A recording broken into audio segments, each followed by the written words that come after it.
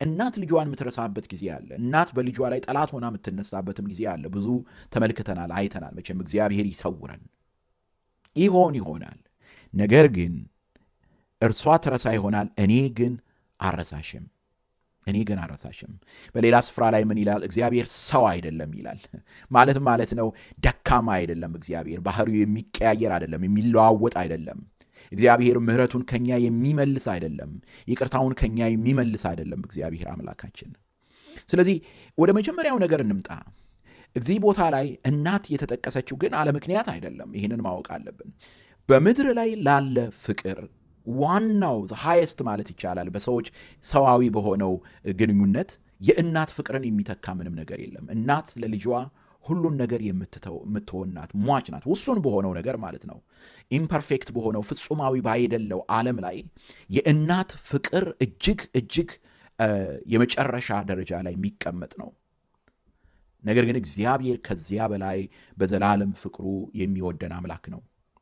እግዚአብሔር ለምንድን ነው ማይረሳን? ወይንም ደግሞ እግዚአብሔር እኛን እንዳረሳን በምን መንገድ አሳይቶናል? በምን መንገድ አመልክቶናል? እግዚአብሔር እኛን የማይረሳበት ምክንያት የመጀመሪያው አንደኛው እግዚአብሔር ፈጣሪያችን ነው ማለት ምን ማለት እንደሆነ እንድታስተውሉ ፈልጋለሁ።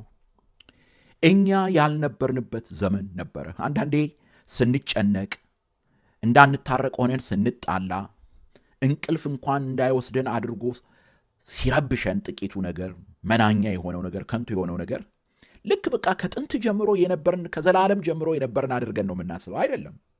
እኛ ያልነበርንበት ዘመን ነበረ። እኛ ያልኖርንበት ጊዜ ነበረ።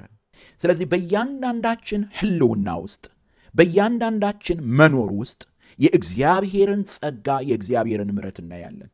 ማለት በሌላ አነጋገር ምንድን ነው?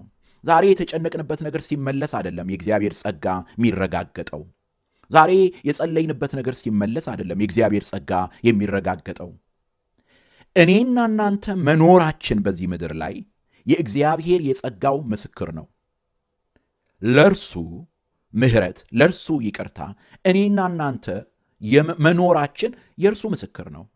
ለዚህ ነው ቅዱስ ዳዊት ራሱ በመዝሙረ ዳዊት ላይ ግሩምና ድንቅ አድርገህ ፈጥረኛልን አመሰግንሃለሁ ሲል እንመለከታለን ያለን። ስለዚህ የፈጠረን እግዚአብሔር ነው።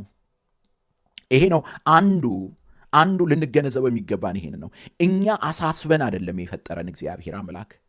እኛ ለምነነው ጎትጉተነው እባክህ ፍጠረን ብለነው አይደለም። ካለመኖር ወደ መኖር ያመጣን፣ በእናታችን ማህፀን የሰራን ያበጀን እርሱ እግዚአብሔር አምላክ ነው።